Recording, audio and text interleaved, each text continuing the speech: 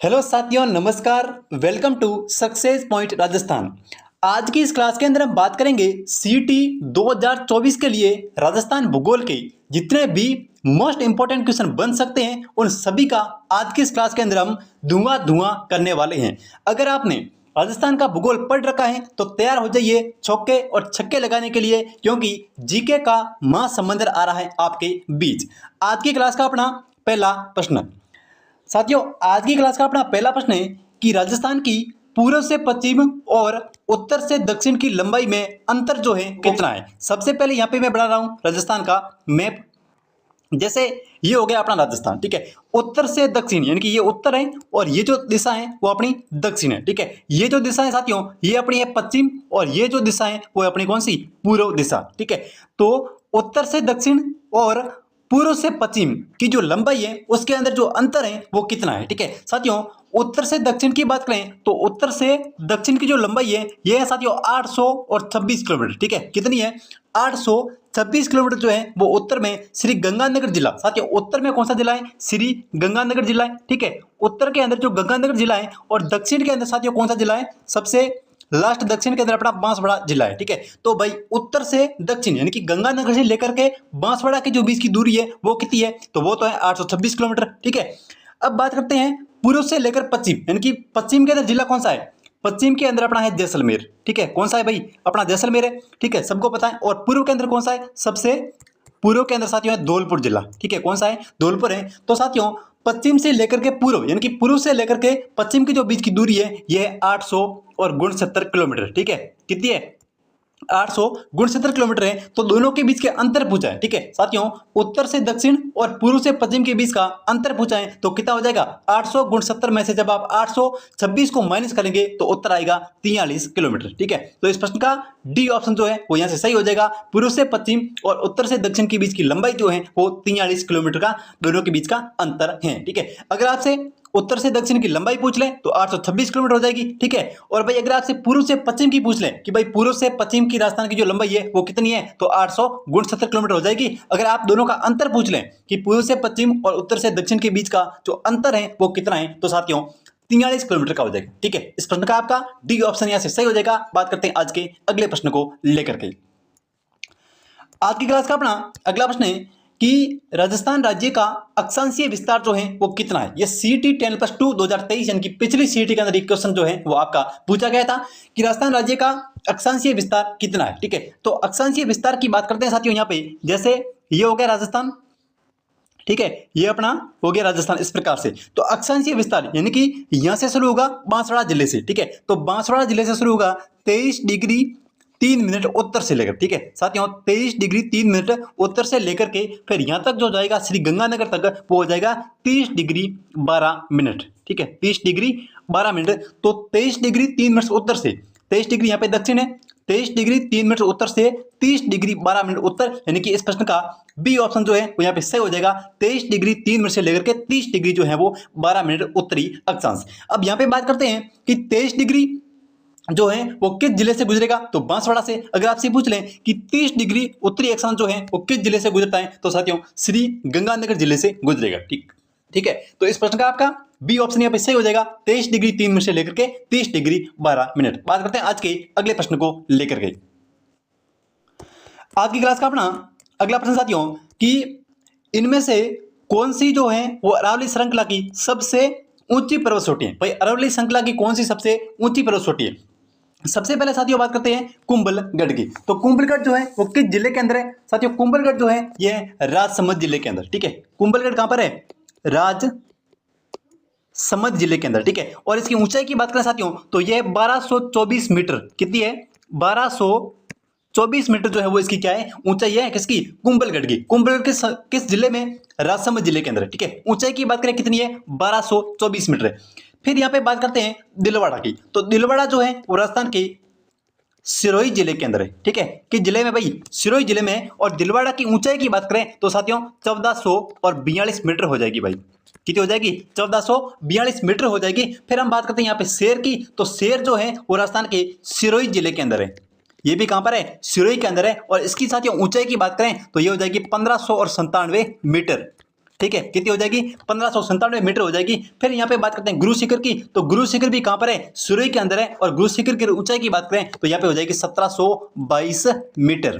ठीक है, 1722 मीटर हो जाएगी। तो यहाँ पे पूछा है कि अरावली की सबसे ऊंची पर्वत चोटी कौन सी है, तो हो जाएगी गुरु शिखर, यानी कि इस प्रश्न का आपका डी ऑप्शन जो है वो यहाँ पे सही हो जाएगा। गुरु शिखर जो है वो अरावली पर्वतमाला की सबसे ऊंची चोटी है। ठीक है, गुरु शिखर अरावली का कौन सा भाग है साथियों, तो ये दक्षिणी अरावली के अंदर है। ठीक है, कौन सी अरावली, दक्षिणी अरावली में। ठीक है, दक्षिणी अरावली के अंदर है, और ये पर्वत चोटी है किसकी, अरावली पर्वत श्रृंखला की सबसे ऊंची चोटी है। ठीक है, तो इस प्रश्न का डी ऑप्शन जो है वो यहाँ पे सही हो जाएगा। बात करते हैं आज के अगले प्रश्न को लेकर के।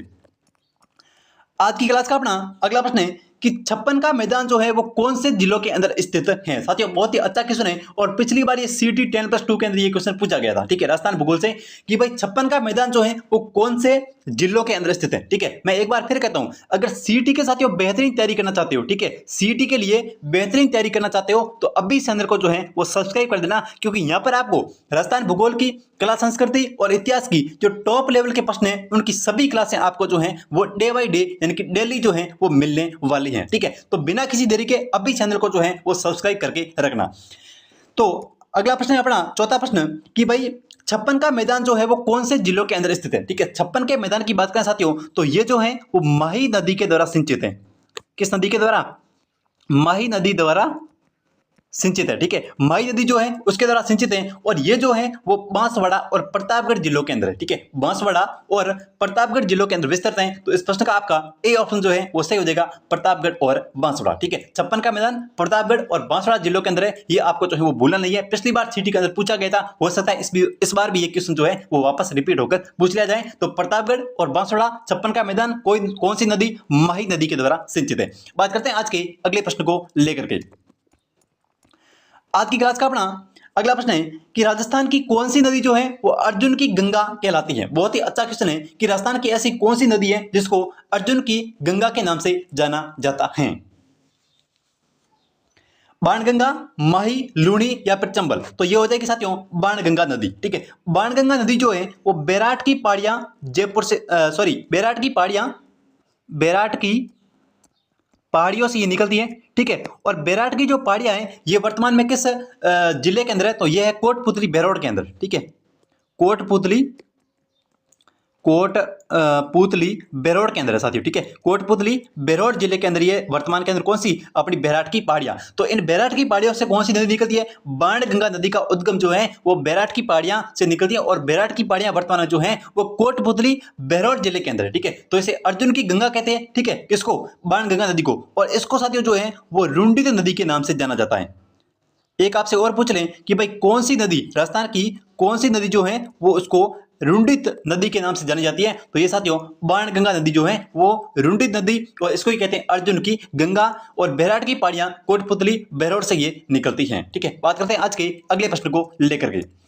आज की क्लास का अपना अगला प्रश्न है, और पिछली सीटी के अंदर एक क्वेश्चन पूछा गया था। ठीक है, चंबल नदी निम्नलिखित में से किन राज्य समूह से होकर प्रवाहित होती है। ठीक है साथियों, चंबल नदी की बात करते हैं यहाँ पे कि चंबल नदी जो है वो कौन से राज्यों से होकर प्रवाहित होती है। तो चंबल नदी सबसे पहले जो है वो मध्य प्रदेश से निकलती है। ठीक है, मध्य प्रदेश की जो जनापाव की पहाड़ियां हैं, ठीक है साथियों, मध्य प्रदेश के अंदर सबसे पहले जो जनापाव की पहाड़ियां हैं वहां से ये नदी निकलती है। ठीक है, तो पहला तो अपना राज्य हो जाएगा कौन सा, मध्य प्रदेश, लेकिन मध्य प्रदेश जो है वो सब जगह पर है।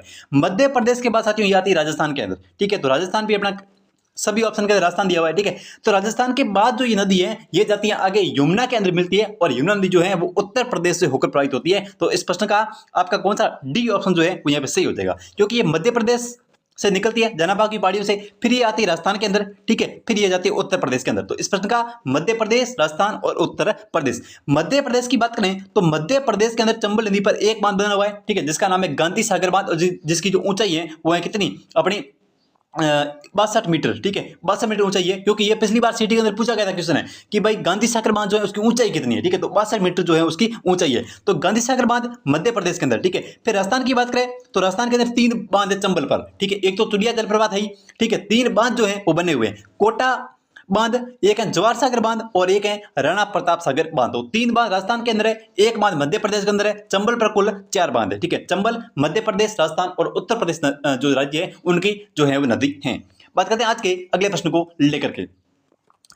आज की क्लास का अपना अगला प्रश्न है कि नक्की झील अवस्थित है राजस्थान की सबसे ऊंची झील। ठीक है, राजस्थान के साथियों सबसे ऊंची झील कौन सी है? नक्की झील है। और ये कहां पर स्थित है? तो ये साथियों माउंट आबू सिरोही के अंदर स्थित है। ठीक है, इस प्रश्न का ए ऑप्शन जो है वो यहाँ पे सही हो जाएगा। नक्की झील माउंट आबू राजस्थान सिरोही जिले के अंदर। ठीक है, बात करते हैं आज के अगले प्रश्न को लेकर के। आज की क्लास का अपना अगला प्रश्न है कि नागौर जिले में कौन सी झील जो है वो स्थित नहीं है। यहाँ पे नहीं बताना है कि राजस्थान के जो नागौर जिले के अंदर कौन सी झील जो है वो स्थित नहीं है। सीटी 10+2 2023 पिछली बार ये क्वेश्चन जो है वो सीटी के अंदर पूछा गया था। ठीक है, हो सकता है वापस रिपीट भी हो जाए क्योंकि बहुत सारे क्वेश्चन जो है वो साथियों रिपीट होंगे, पिछली बार भी हुए थे और इस बार भी होंगे। डीडवाना जो झील है ये साथियों वर्तमान के डीडवाना नागौर में नहीं है, तो जो अलग जिला बना है अपना डीडवाना कुचामन। कौन सा? डीडवाना कुचामन के अंदर है। ठीक है, ये तो अपनी होगी डीडवाना कुचामन के अंदर। फिर यहाँ पे बात करें डेगाना की, तो डेगाना जो है ये है नागौर के अंदर।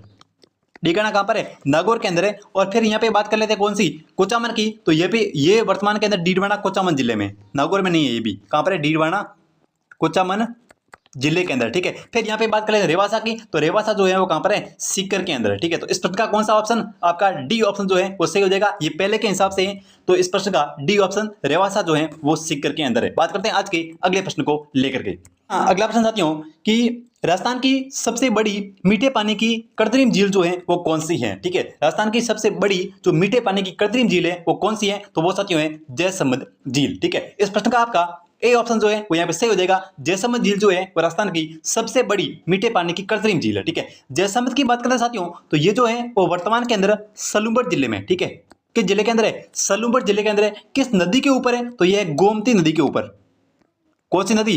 गोमती नदी का जो पानी है वो साथियों जयसमंद झील के अंदर आता है। तो ये सलूंबर जिले के अंदर है, गोमती नदी के ऊपर। ठीक है, यहाँ पर जो है वो जयसमंद झील के ऊपर 7 टापू बने हुए हैं। ठीक है, 7 टापू। सबसे बड़ा जो टापू है वो है बाबा का बांगड़ा और सबसे छोटा जो है वो प्यारी टापू है। ठीक है, तो इस प्रश्न का आपका ए ऑप्शन जो है वो सही हो जाएगा। एक क्वेश्चन यहाँ से साथियों और पिछली बार सीटी के अंदर पूछा गया था। ठीक है, वो वेरी मोस्ट इंपॉर्टेंट क्वेश्चन है, स्टार लगा देना कि श्यामपुरा और भाट नहरें। ठीक है, श्यामपुरा और भाट नहरें जो है पिछली बार ये पूछा गया था कि श्यामपुरे और जो भाट नहरें हैं ये राजस्थान की किस झील से निकलेगी? तो ये जयसमंद झील से निकलेगी। ठीक है, श्यामपुरा और भाट नहरें जो हैं वो राजस्थान की किस झील से निकली गई है? साथियों ये जो है वो जयसमंद झील से निकली गई है। इस प्रश्न का आपका ए ऑप्शन जो है वो यहाँ पे सही था और पिछली बार सीटी के अंदर ये क्वेश्चन जो है वो पूछा गया था।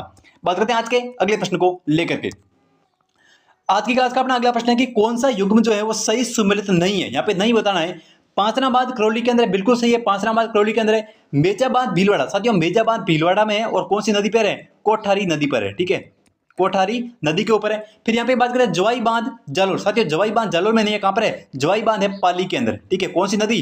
अपनी जवाई नदी के ऊपर है। ठीक है, जवाई बांध जो है वो जवाई नदी के ऊपर पाली में है और इसको जो है वो मारवाड़ का अमृत सरोवर कहते हैं।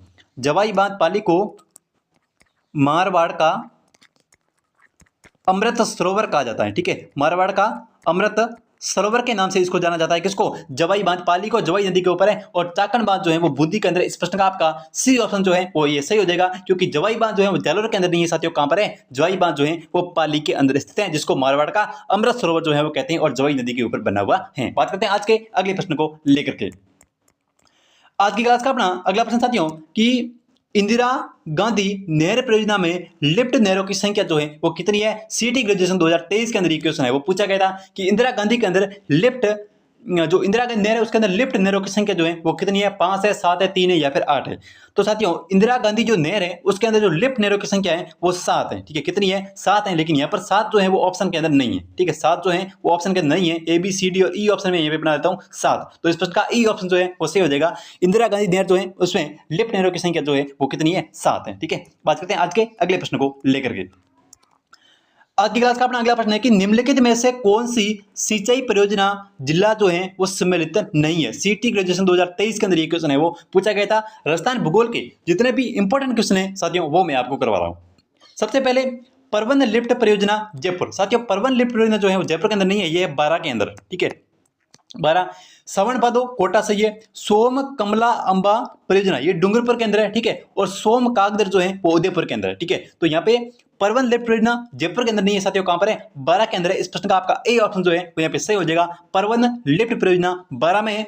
श्रवण भादो की बात करें तो साथियों कोटा के अंदर है। सोम कमला आंबा जो है वो डूंगरपुर के अंदर है। और सोम कागदर की बात करते हैं यहाँ पे तो साथियों कहां पर है? उदयपुर जिले के अंदर है। ठीक है, बात करते हैं आज के अगले प्रश्न को लेकर के।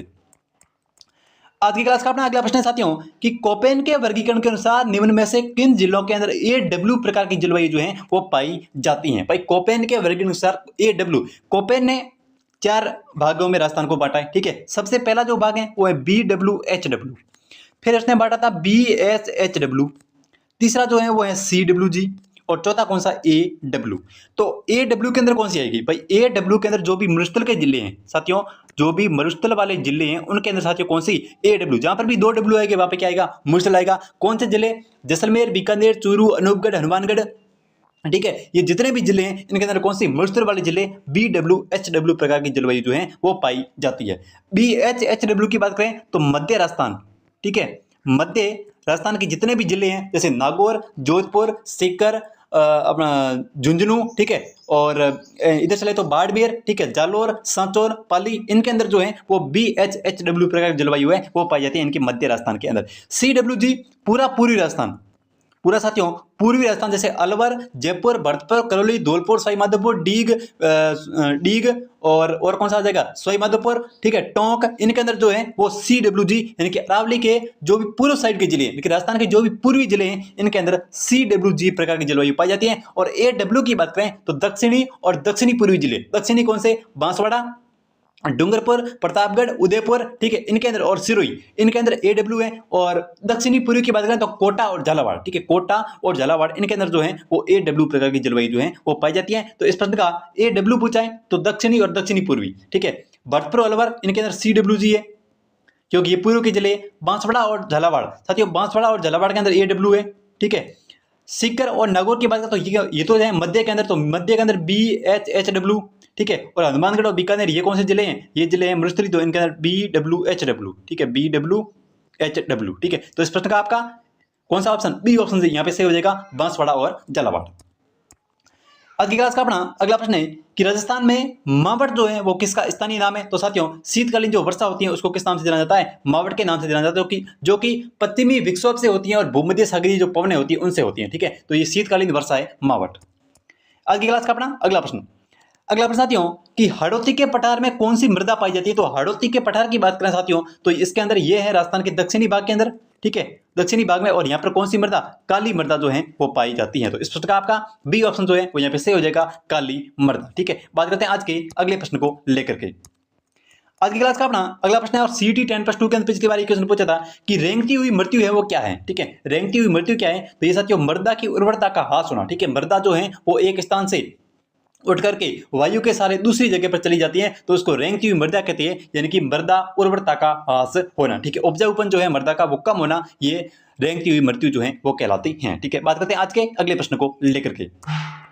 आज की क्लास का भाई अपना अगला प्रश्न है कि भारतीय वन्यजीव संरक्षण अधिनियम 1972 को राजस्थान के अंदर किस वर्ष लागू किया गया? साथियों भारतीय जो वन्यजीव संरक्षण जो अधिनियम है ये 1972 के अंदर बना था। ठीक है भाई, 1972 के अंदर बन तो गया लेकिन राजस्थान के अंदर 1 वर्ष बाद में ये लागू होता है। 1972 में बनता है और राजस्थान के अंदर 1 वर्ष बाद में लागू होता है, यानी कि राजस्थान के अंदर लागू होगा 1973 के अंदर। इस प्रश्न का आपका सी ऑप्शन जो है वो यहाँ पे सही हो जाएगा, 1973। ठीक है, बात करते हैं आज के अगले प्रश्न को लेकर के।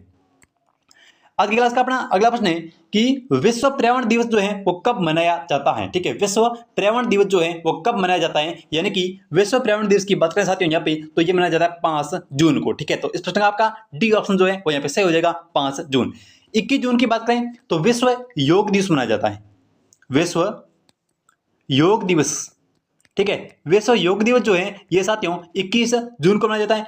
22 मार्च की बात करें तो 22 मार्च को जल दिवस के रूप में मनाया जाता है। ठीक है, 22 मार्च को जल दिवस के रूप में जो है वो मनाया जाता है। तो यहाँ पे 16 सितंबर की बात करें तो ओजोन परत दिवस जो है वो मनाया जाता है, 16 सितंबर को ओजोन परत दिवस। ठीक है, तो यहाँ पे 5 जून हो जाएगा विश्व पर्यावरण दिवस। बात करते हैं आज के अगले प्रश्न को लेकर के। आज की क्लास का अपना अगला प्रश्न है कि राजस्थान के किस शहर में 1952 के अंदर, साथियों राजस्थान के किस शहर में 1952 में मरुवनीकरण शोध स्टेशन की स्थापना की गई। सीटी 10+2 2023 के अंदर ये क्वेश्चन पूछा था कि राजस्थान के किस शहर में 1952 के अंदर मरुवनीकरण शोध स्टेशन की स्थापना की गई थी। तो ये साथियों की गई थी जोधपुर जिले के अंदर। ठीक है, इस प्रश्न का बी ऑप्शन जो है वो यहाँ पे सही हो जाएगा। जोधपुर जिले के अंदर मरुवनीकरण शोध स्टेशन की स्थापना 1952 के अंदर जो है वो की गई। बात करते हैं आज के अगले प्रश्न को लेकर के। आज की क्लास का अपना अगला प्रश्न है कि तालछापर अभयारण्य जो है वो किसके लिए प्रसिद्ध है। साथियों तालछापर की बात करें तो ये राजस्थान के चूरू जिले के अंदर है। ठीक है, चूरू जिले के अंदर है और ये किसके लिए प्रसिद्ध है, तो ये है काला हिरण के लिए प्रसिद्ध है। ठीक है, तो इस प्रश्न का आपका बी ऑप्शन जो है वो यहाँ पे सही हो जाएगा। तालछापर अभयारण्य चूरू जिले के अंदर है और ये काला हिरण के लिए प्रसिद्ध है। बात करते हैं आज के अगले प्रश्न को लेकर के। आज की क्लास का अपना अगला प्रश्न है कि मानसी, वाकल और सोब नदियां जो हैं वो किस वन्यजीव अभयारण्य से गुजरती हैं। ठीक है, मानसी, वाकल और सोब नदियां जो हैं वो राजस्थान के किस वन्यजीव अभयारण्य से गुजरती है, तो ये भाई गुजरेगी फुलवारी की नाल से। ठीक है, किससे गुजरेगी, फुलवारी की नाल जो अभयारण्य है वहां से मानसी, वाकल और सोब नदियां जो हैं वो गुजरती है। और ये कहां पर है साथियों, तो ये है उदयपुर जिले के अंदर। ठीक है, उदयपुर जिले के अंदर है, तो इस प्रश्न का आपका बी ऑप्शन यहाँ पे सही हो जाएगा भाई, फुलवारी की नाल। बात करते हैं आज के अगले प्रश्न को लेकर के। आज की क्लास का अपना अगला प्रश्न है कि राजस्थान का कौन सा राष्ट्रीय उद्यान जो है पक्षियों के लिए प्रसिद्ध है। ठीक है, ये सीटी 10+2 के पिछली बार पूछा था कि राजस्थान का कौन सा राष्ट्रीय उद्यान प्रवासी पक्षियों के लिए प्रसिद्ध है। यहाँ पे आते हैं साइबेरियन क्रेन। साइबेरियन क्रेन जो है वो आकर्षण का मुख्य केंद्र बिंदु है, तो ये हो जाएगा केलवादेव नेशनल पार्क। ठीक है, तो इस प्रश्न का सी ऑप्शन जो है वो यहाँ पे सही हो जाएगा। बात करते हैं आज के अगले प्रश्न को लेकर के। आज की क्लास का अपना अगला प्रश्न है कि भारत की प्रथम जैतून रिफाइनरी राजस्थान के कहां पर स्थापित की गई। तो ये सीटी ग्रेजुएशन के अंदर पिछली बार पूछा था कि भारत की प्रथम जैतून रिफाइनरी जो है वो राजस्थान के किस जिले के अंदर या किस स्थान पर स्थापित की गई। तो ये की गई थी लूणकरणसर, और लूणकरणसर आता है बीकानेर के अंदर। कहां पर आता है, बीकानेर के अंदर आता है। तो इस प्रश्न का डी ऑप्शन जो है वो सही हो जाएगा। भारत की प्रथम जैतून रिफाइनरी लूणकरणसर बीकानेर के अंदर स्थापित की गई। ठीक है, बात करते हैं आज के अगले प्रश्न जो कि आपके लिए हैं। ठीक है, सरिस्का बाघ परियोजना राजस्थान के किस जिले के अंदर स्थित है। भरतपुर के अंदर है, कोटा में, सॉरी माधोपुर में या फिर अलवर में। इस प्रश्न का उत्तर आप जो है वो कमेंट करके बताना। मिलते हैं एक नई क्लास में ऐसे ही तड़कती भड़कती और धुआंधार प्रश्नों को लेकर के।